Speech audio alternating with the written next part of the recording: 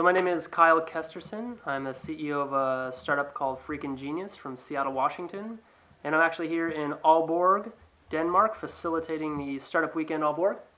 I'm a facilitator for Startup Weekend. It's an organization that's based out of Seattle, and we are now global in over 108 countries.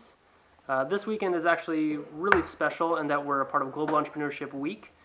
In between last weekend and this weekend, we have over 150 startup weekends around the world happening simultaneously. So I'm one of the lucky few that gets to go and help host one of these events. What I've seen in Aalborg, here, let me tell you, walk you through a little picture. When I was flying over Aalborg, I saw smokestacks and wind farms, and I was like, wow, this is going to be a tiny little town with not a lot happening. I didn't know if we were going to do this in a shed or... but as soon as we landed and I had a chance to walk around the city, it's incredibly beautiful. I spent the day shooting photos, saw all sorts of fun culture, and it's a quaint little town. But once I got sucked into this building, things started to liven up and get a little crazy. I got to hear roughly 20 to 30 people walk up with a whole range of ideas, to quickly pitch them and try to sell each other on why they should join their teams.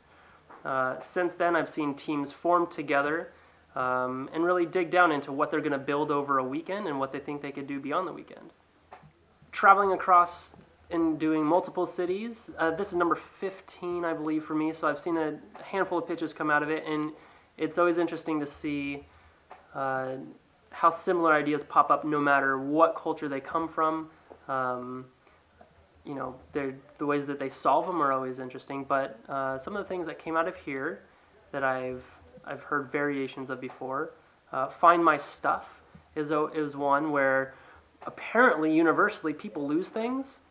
I don't know, I thought it was just Americans, but apparently people in Denmark lose things as well. And so to solve that problem, they came up with an idea to where you have a little piece of hardware that attaches to an item like a wallet, a phone, your dog, if you ever lose your dog.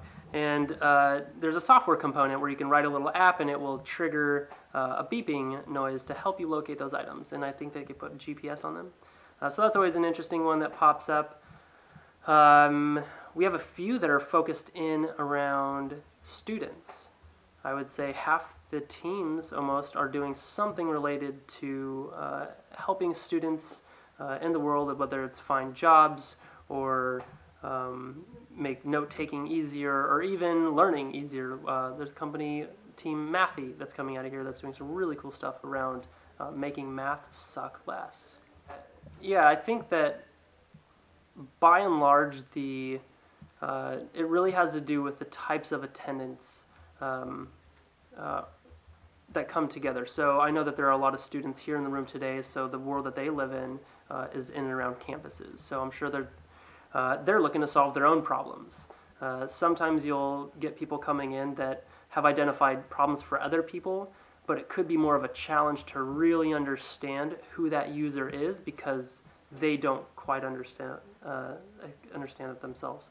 So what's really important that we focus on over the weekend is getting people out of the room and talking to real people, because you can come down with an idea and make all sorts of assumptions as to what you think is the right way to solve those problems, and they may sound really logical and you may have other people agreeing with you, but the second you put it in front of other people outside of this building that don't come from the world that you do, you're going to learn all sorts of truths about your idea that you have not known prior. And what's really interesting is watching ideas change over a weekend based on outside input.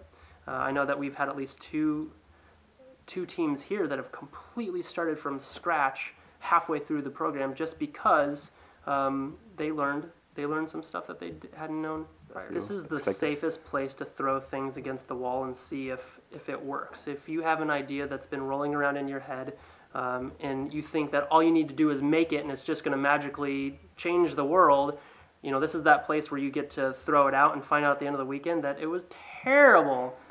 But you didn't just go waste months or even years of your life trying to raise money and you know, eating top ramen just to get this thing out, to learn that same exact thing. Startup Weekend is an incredible environment to safely fail and fail fast. So you've really lost nothing but a few hours.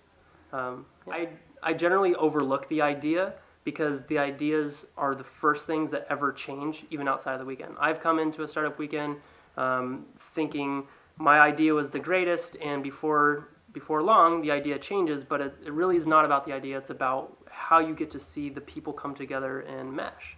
You're in an environment where you don't have to talk about yourself. You learn by watching how people work under pressure, and by watching how some of these teams really click and gel and share ideas and critique each other without getting super frustrated. You can really tell that there's something magical and there's a lot of potential in that team.